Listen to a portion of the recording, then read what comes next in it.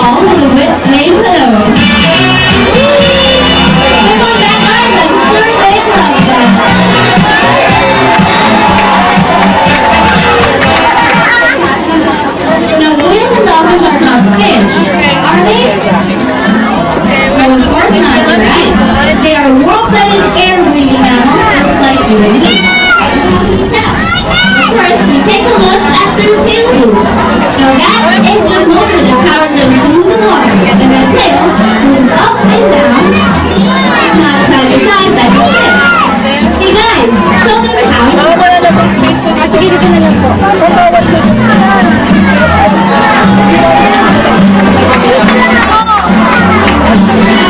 That's the dolphins walk in water. Ate, ay kuya bawal dyan. Tito's saying yes. Alright, Tito, show us how you do it. Won't you make it go in water? And you know what? That's not all, because I bet the other two can do it the other way around. Backward. Perfect demonstration of the tail walk. Great job, Zach, Tito, and Thursday. Bawal dyan, okay. Now, meeting friends is always a lot of fun. So we invite the special guest to come.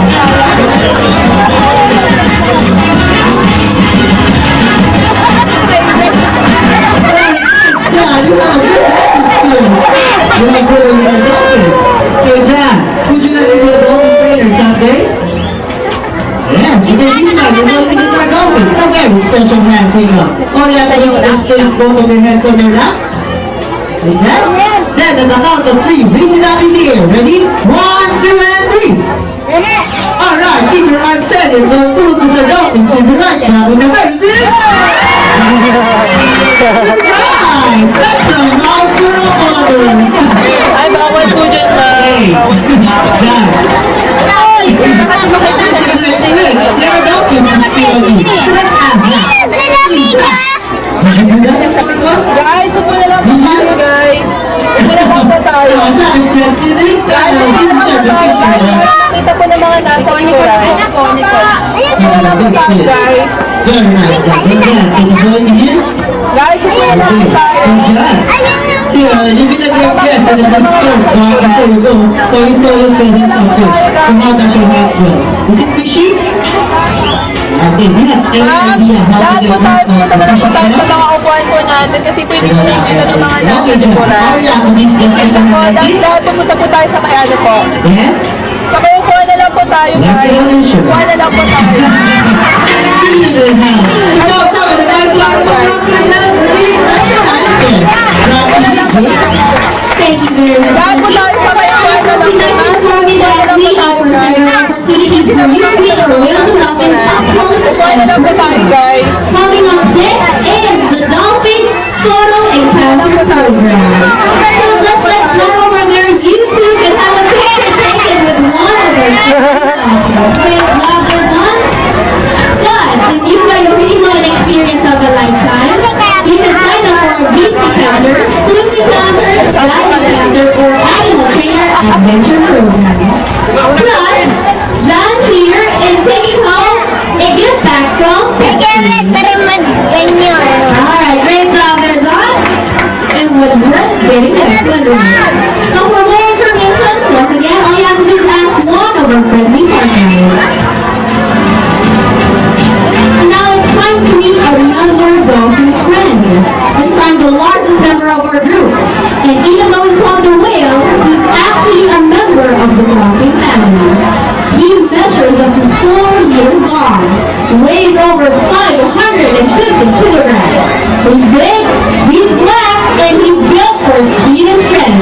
Ladies and gentlemen, look at the blue because here comes Tonka!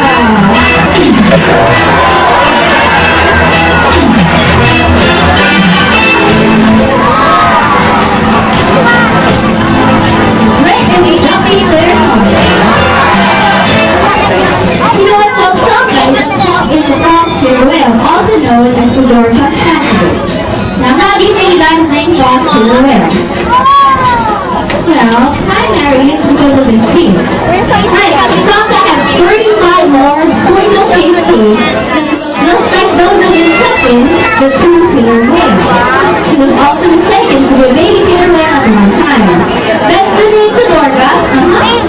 or false killer whale. Right now, Tonka would love to show off his huge teeth for his own impression of the movie Jaws.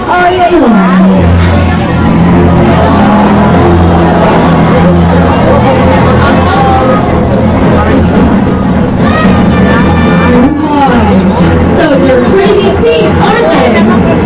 Don't worry, because those teeth may look scary, but Tonka is a very gentle animal, like a dolphin. And to prove that to you, a couple of our trainers are joining our friends in the water to show you how playful and gentle they truly are.